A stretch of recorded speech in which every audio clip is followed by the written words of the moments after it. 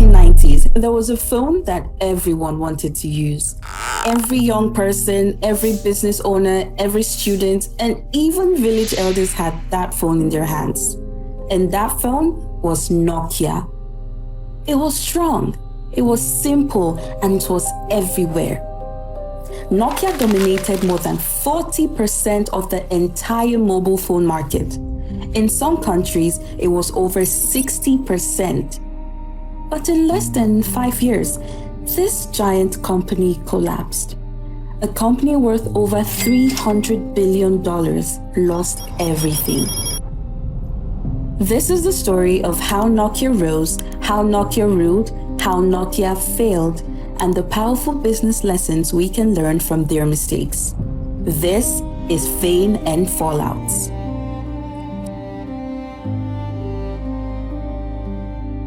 To understand the story of Nokia, how it rose to become the #1 mobile company in the world, and the very mistake that led to their downfall, we must go back to where it all started.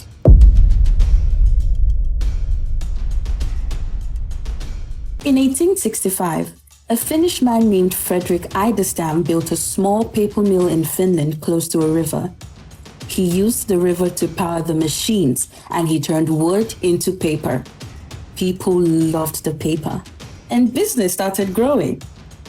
3 years later, he opened another mill beside a river called Nokian Virta. They later named their company after the river. That was the birth of the name Nokia. But Fredrik was not working alone. He had a partner named Leo Michelin. They were both smart, hungry, and always looking for new opportunities. One day they asked themselves a simple question: why should we focus on only paper? Finland had forests, water, rubber, workers, and resources, so Nokia began to try many different things. They made rubber boots, they made tires, they made cables and wires, and they made electrical equipment. At first, it looked like Nokia was doing random things, but everything they made was leading them to something new. Paper taught them precision. Rubber taught them flexibility. Cables taught them about electricity and communication. Little by little, Nokia was building the skills that would help them survive any crisis. By the 1920s and 1930s, Nokia was not just one company anymore. It was a group of companies that supported each other. Some of the ideas they had failed, some of them succeeded, but Nokia was not afraid to try new things. They had a culture of learning and experimenting, and they were always improving. And this is what would shape their entire life.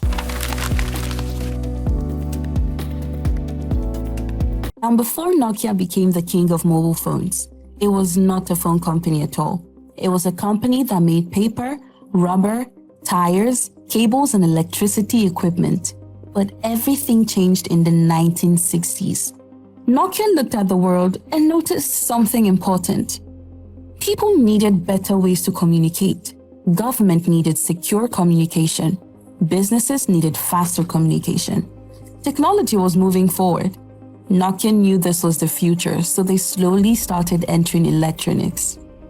In 1963, Nokia created a device called a pulse analyzer for nuclear power plants. It wasn't a phone, it wasn't for the public, but it taught Nokia one very important thing: how to build advanced electronics. This was Nokia's first step toward becoming a tech company. By the late 1960s, Nokia merged with 2 other Finnish companies, Finnish Rubber Works and Finnish Cable Works. This merger gave Nokia everything it needed: engineers, factories, scientists, technology, and machines. They were ready for the next level. In 1979, Nokia teamed up with another Finnish electronics company called Salora. Together, they created a new company called Mobira. Mobira's job was simple: make mobile radio phones. Phones that could work in cars, phones that could work across borders, phones that didn't need wires.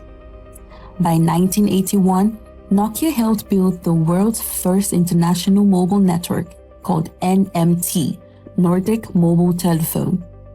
This was a big moment. For the first time in history, people could make calls while traveling between countries like Finland, Sweden, Norway, and Denmark. This was the birth of modern mobile communication. In 1982, Nokia released its first car phone, the Mobile Senator. The phone was huge, almost as big as a small suitcase, but people loved it because it worked. It made Nokia look like a serious player in mobile technology. In 1984, Nokia bought the rest of Salora and took full control of the mobile phone business. They renamed it Nokia Mobile. Now Nokia was fully committed. Phones were no longer a side project. Phones became the future. In 1987, Nokia released the phone that changed your destiny, Mobile Cityman 900. This was the first Nokia phone you could carry with one hand. It was lighter, smaller, and more advanced. The phone became instantly famous when a photo went viral. A photo of Mikhail Gorbachev, the Soviet leader leading the Cityman 900. He was one of the most powerful men in the world at that time. So when the world saw him using a Nokia phone, everything changed for Nokia. That one photo turned the phone into a global symbol of power, technology, and the future. People started calling it the Gorba phone. From that moment, Nokia was no longer a Finnish company. Nokia became a global name. Nokia grew fast because of one simple reason. They were not afraid to try new things. Engineers were allowed to experiment, new ideas were tested quickly, failures were accepted, successes were celebrated. This culture prepared Nokia for the next big move. Mass-produced mobile phones for normal people. Not just for rich businessmen, not just for governments, for everyone. The world was about to enter the mobile phone era, and Nokia was ready. In 1992, Nokia released the Nokia 1011, the first mass-produced GSM mobile phone. GSM made calls clearer, signals were stronger, and for the first time, people could use a mobile phone without shouting, struggling, or praying for network. The phone wasn't stylish, it wasn't fancy, but it worked. And that was Nokia's power. Nokia focused on what people needed, a phone that works every single time. 2 years later, Nokia released the Nokia 2110. This was the phone that created what we now call Nokia style. It had a simple menu, a clean interface, better contact storage, and the very first Nokia ringtone, this ringtone. People loved it because the menu was not confusing, the phone was not heavy, and for the first time, mobile phones started to feel like something normal people could use, not only rich men in suits. Nokia understood people better than any company at that time. In 1996, Nokia shocked everyone again. They released the Nokia 9000 communicator. It was a small computer inside a phone. It had email, a browser, a full keyboard, and a big screen. Business leaders loved it. People in tech loved it. Hollywood loved it. This device made Nokia look like a company from the future. By the late 1990s, Nokia was no longer competing. Nokia was leading. Their phones were everywhere. Europe, Africa, Asia, South America. Every country knew the Nokia 2. Every child knew Snake Game. Every adult trusted Nokia's battery life. In 1999, Nokia dropped the Nokia 3210, and the world changed. This phone became a global superstar. Why? It was affordable, it was small, it had interchangeable covers, it had long battery life, and it had Snake Game. This was the phone that made mobile phones fun. People personalized their phones. Teenagers bought colorful covers. Families shared devices, and the 3210 turned communication into culture. But that was not all, because On September of the year 2000, Nokia did something that shocked the world.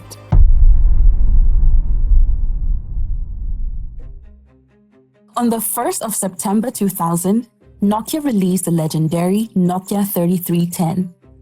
People didn't love it because of advanced technology. People loved it because it solved real problems that people had with phones during that time. Here are the simple reasons why the 3310 became a legend. It was strong like a rock. You could drop it many times on concrete, on tiles, on the road. Nothing would happen to it.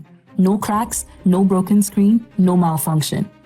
People joked that if a 3310 fell on the ground would break, not the phone. And in Nigeria, we gave it a nickname, Ojabo Kofo, which translates to it falls but never breaks. If you have any nickname for Nokia 3310 in your country, let me know in the comments. The battery lasted for days, not hours, days. You could charge it on Monday and still use it on Thursday. In a world where electricity was not stable, especially in Africa, this phone was a lifesaver. In 2021, they released the Nokia 5210. This phone was made for athletes, workers, and people who lived rough. Shockproof, water-resistant, dust-resistant. It was the action movie phone. In the same year, they released Nokia 8310. It was small, compact, and beautiful. People loved it because it made you feel expensive. It had FM radio, custom covers, and a premium look. They produced Nokia 3510 and 3510i. These phones brought color screens to ordinary people. They were fun, cheap, and extremely popular. In the same year, they released the Nokia 7650, the first camera phone. This was the first Nokia with a built-in camera. For many people, it was the first time they took a digital photo. This phone showed the world where mobile phones were going. Simple, strong, reliable, super cheap. It became the best-selling phone in human history. Over 250 million units sold. More people bought this phone more than any other phone ever made. It proved one thing. When Nokia wanted to dominate, nobody could stop them.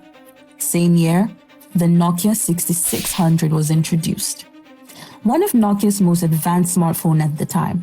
Apps, camera, videos, Bluetooth, everything. This was the phone that made people feel like big men. People loved the N series because amazing cameras, big storage, music player, videos, internet browsing. Nokia was entering a new world. A new world they were not ready for. People bought this phone just because of its camera. Clear photos, sharp videos, beautiful design. It became a superstar phone across Africa and Europe. Then came the Nokia E61/E62. These phones were Nokia's answer to BlackBerry. It had emails, internet, and documents. They did it well. This phone could have saved Nokia. It had 5-megapixel camera, GPS, Wi-Fi, music player, dual slide, video recording, and apps. It was more advanced than the first iPhone. Nokia entered the 2000s like a giant. Everywhere you turned, you saw Nokia. In homes, in offices, inside school bags, inside markets. From Nigeria to India, from Europe to South America, Nokia was everywhere. People trusted Nokia because their phones were simple, strong, and lasted for weeks without charging. This period became Nokia's highest point, the moment they ruled the world. Nokia focused on 3 simple things.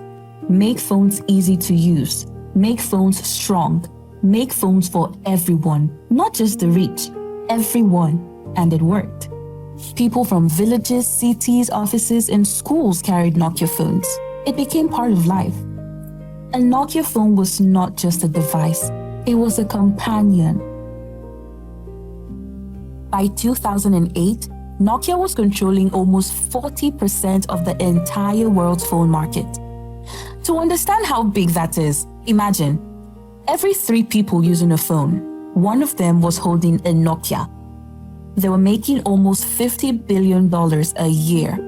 Nokia was not competing with anyone. Nokia was leading and others were following. But Nokia made one fatal mistake. They focused on hardware and ignored software.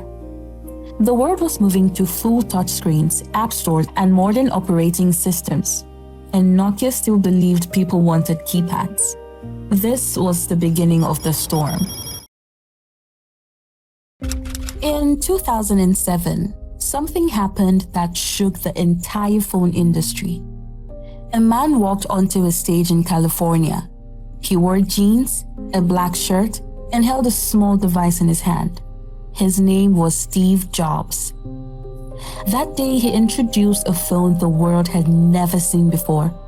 He called it the iPhone. An iPod. A phone. Are you getting it?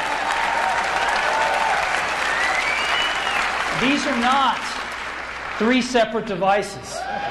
This is one device.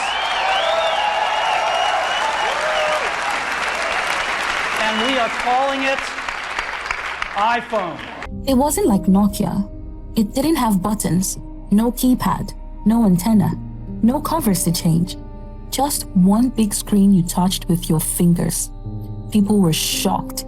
For the first time, a phone could browse the internet like a computer, play music like an iPod, run apps, zoom with your fingers, watch high-quality videos, use a touchscreen that felt smooth and natural. It looked clean. It looked modern. It looked like the future. At first, many phone companies laughed. They thought it was too expensive. They thought people still preferred buttons. They believed the iPhone was a toy. But they were wrong. The iPhone didn't just enter the market. It changed the entire market. App Store, touchscreen, full internet, smooth software, a new style of design. This was the moment everything shifted. The moment when smartphones became the new standard. And the moment Nokia's future entered real danger. Because while Apple was moving into the future, Nokia didn't see the danger. They continued building strong hardware while the world was now focusing on software. This is where Nokia began to face a problem they didn't expect. And this is where the fall slowly started.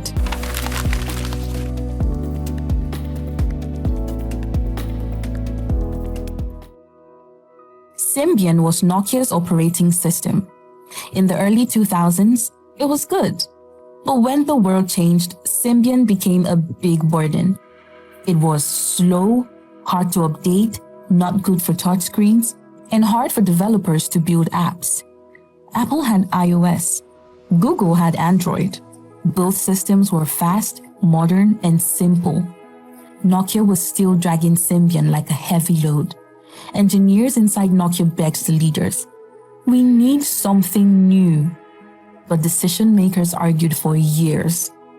While Nokia was arguing, Apple was building the future. Android was growing fast. Samsung was taking over the market. Nokia was moving too slowly. Teams were fighting each other. Leaders were arguing. Everyone wanted their own ideas to win. Some wanted to fix Symbian. Some wanted MeeGo, the new system. Some wanted Android. Instead of taking one direction, Nokia wasted years jumping from one idea to another. Nothing was finished. Projects were cancelled halfway. Release dates were missed. Phone plans were changed every few months. While Nokia was fighting itself, competitors were busy building the future. This is the shocking thing that people don't know. Nokia actually built a touchscreen phone before the iPhone. But the leadership rejected it. They said, "People don't want touchscreens. Buttons will always be important. This is too risky." The company that should have led the smartphone era was too afraid to take the risk. So Apple came from nowhere and took everything. The real power of a smartphone is not the phone, it's the apps. Apple built an app store with thousands of apps. Android did the same and grew even faster. Nokia's app store was almost empty. Developers didn't like Symbian. It was too hard to build apps for it. If the apps are not there, the customers will not come. And that is exactly what happened. By 2007 to 2009, Nokia was still big, but the cracks were everywhere. Market share dropping, customers moving to iPhone, Samsung taking advantage, Android spreading like wildfire, developers ignoring Nokia, operators losing interest. So N97 has been a tremendous success for us when it comes to how many did we ship and how much money did we collect. But it has been a tremendous disappointment in terms of the experience quality for the consumers and something we did not anticipate. This was the beginning of the end. The giant was still standing, but it was shaking. And the biggest blow was still coming.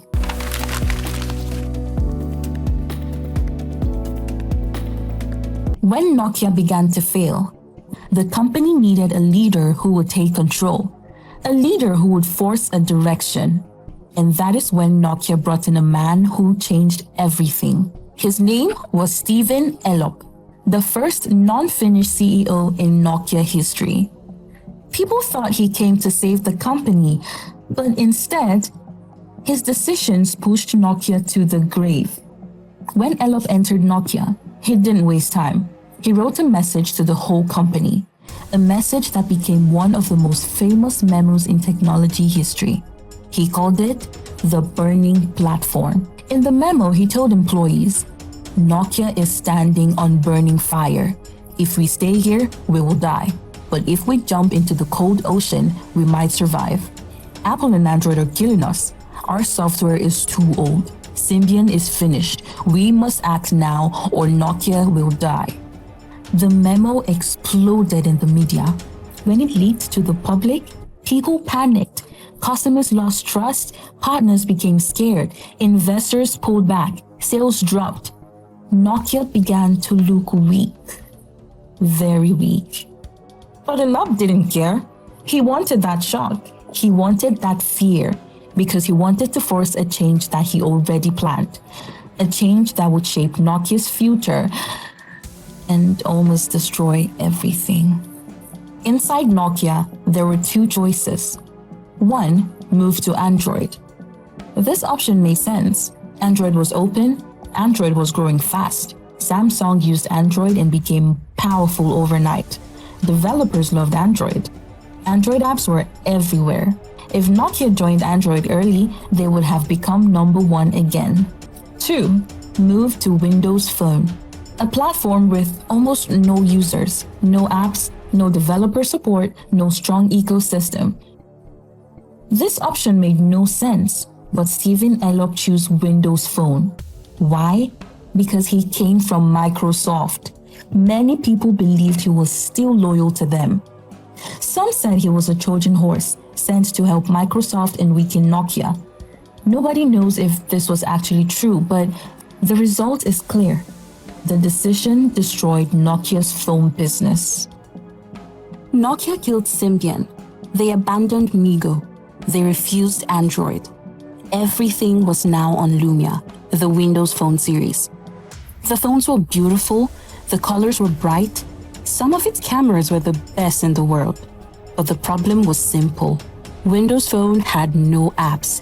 No Instagram, no Snapchat, no banking apps, no popular games. And users didn't want to switch. Developers didn't want to build apps for it. Retailers didn't want to promote the phones. So the consequences were heavy. Sales dropped, market share collapsed, factories shut down, employees lost their job, and Nokia was dying slowly. Elop said he came to save the company, but every decision he made pushed Nokia deeper into problems. For many years, Nokia believed their name alone could save them. But by 2012, the truth was clear. Their old glory was gone.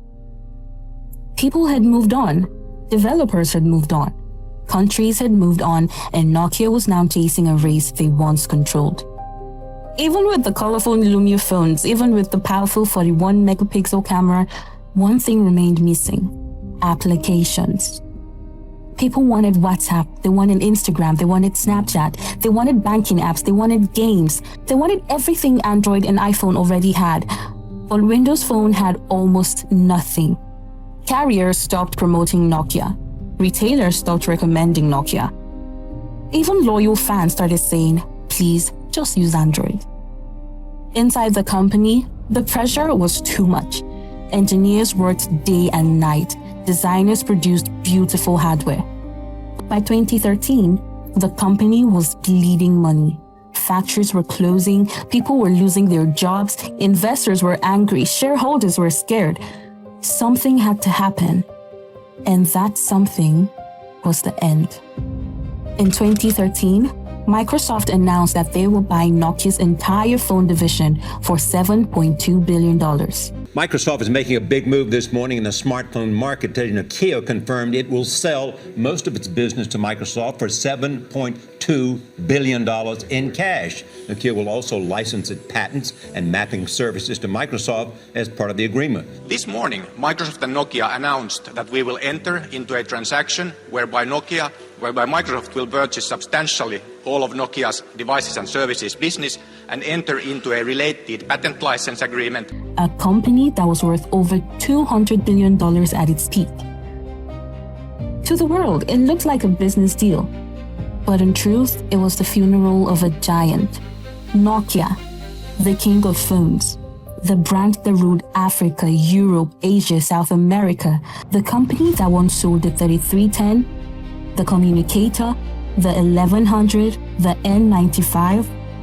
That Nokia was gone. When the news broke, the whole world was shocked. How did the biggest phone maker collapse in less than 7 years? People blamed Steve Jobs. People blamed Android. People blamed internal politics. People blamed Symbian. People blamed Elop. The truth is, Nokia didn't fall in just one day. Nokia failed through many small decisions, made slowly, made proudly, made at the wrong time. And now, it was over.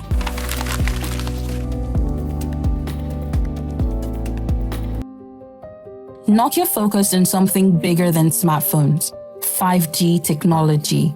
And 5G is not just faster network. 5G is the backbone of the future.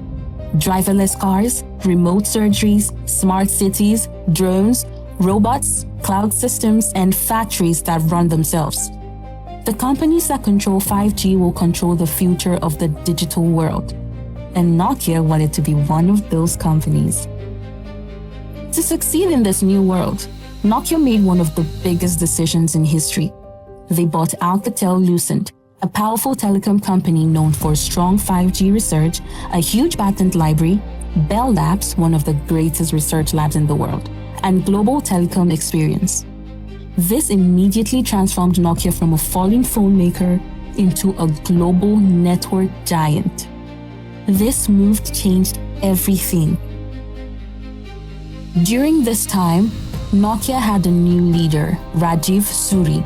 He didn't make noise. He didn't chase social media attention. He didn't make dramatic speeches. He focused on stability, strategy, and long-term success. Under his leadership, Nokia successfully merged with Alcatel-Lucent, grew fast in 5G technology, built relationships with the biggest telecom operators in the world, regained financial stability, became a leader in enterprise networks and cloud systems. He didn't bring back Nokia phones. He rebuilt the Nokia company.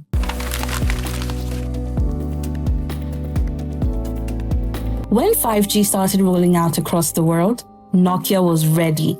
Japan's biggest network operator, NTT Docomo, partnered with Nokia. And Japan has some of the highest standard in the world. If you can impress Japan, you can impress anybody. Nokia helped build high-speed 5G, cloud-based networks, and low-latency communication.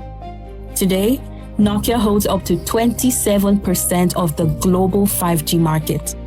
They are competing side by side with Ericsson. And because Huawei faces restrictions in many countries, Nokia became even more important globally. Nokia's technology now powers stadiums, hospitals, airports, factories, telecom networks, and cloud systems. Most people don't see Nokia anymore, but Nokia is everywhere. Nokia's rebirth is one of the greatest comebacks in history. Many companies fall and never rise again. BlackBerry, HTC, Sony Mobile, LG, Motorola, which struggled for years. But Nokia refused to die. Instead of fighting Apple and Samsung again, they choose a smarter path. Focus on networks, not phones. Focus on the future, not the past. And from that moment, Nokia rose again. Leadership matters. Wrong leaders can destroy a company. Good leaders can rebuild it. We all know that soon AI will be everywhere, that machine learning is becoming commonplace, that Alexa, Siri, and others will be in every gadget. No surprise there. So let me try a few things that might be a little less obvious. First, social issues related to technology will start to heat up. Nokia stopped chasing phone glory and focused on where it could win. Adapt or die. Reinvention is not weakness, it's survival.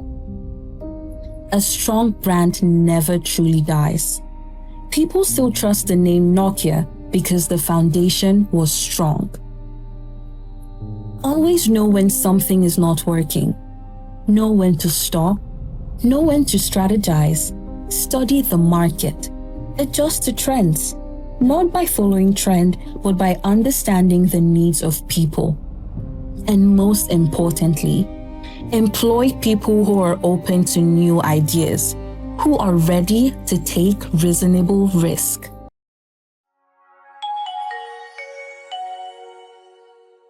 If you loved this story, you might also like to watch more Fame and Fallout stories. Click the link here to watch right now. And if you're new here, don't forget to subscribe and turn on the bell button so you won't miss other amazing stories like this.